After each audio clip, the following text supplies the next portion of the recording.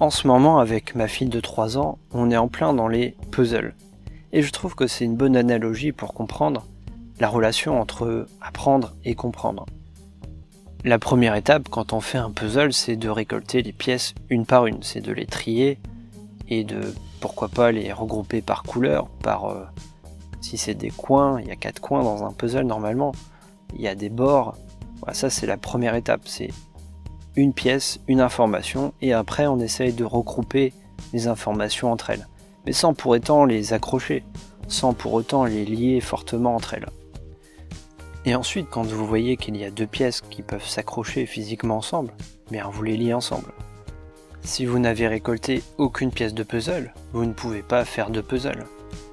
Si vous n'avez pas récolté d'informations dans votre mémoire, si vous n'avez pas appris certaines choses, vous ne pouvez pas comprendre des choses qui sont en lien avec ça.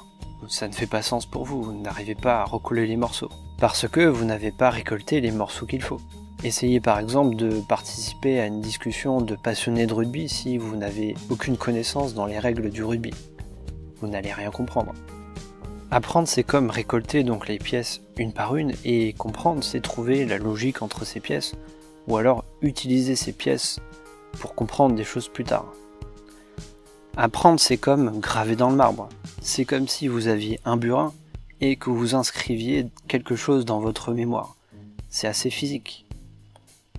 La compréhension, c'est différent, c'est une idée qui vous vient à l'esprit, une intuition, un flash.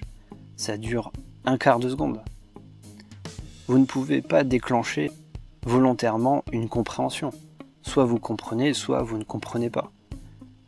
Par contre, vous pouvez déclencher consciemment, volontairement votre apprentissage.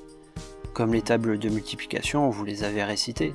Vous avez récité tout seul avec vos parents, devant votre classe, et finalement ça s'est inscrit dans votre mémoire.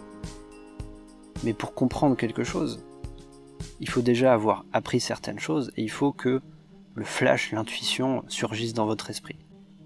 Et il faut aussi saisir ce flash. Vous savez, comprendre, c'est synonyme de saisir. On dit souvent saisir les choses. Ben, si l'idée vous vient à l'esprit mais que vous n'y faites pas attention, l'idée va fuser et va partir. Tandis que si vous y prêtez attention et que vous faites le lien avec ce que vous avez besoin ou envie de comprendre, là vous comprenez.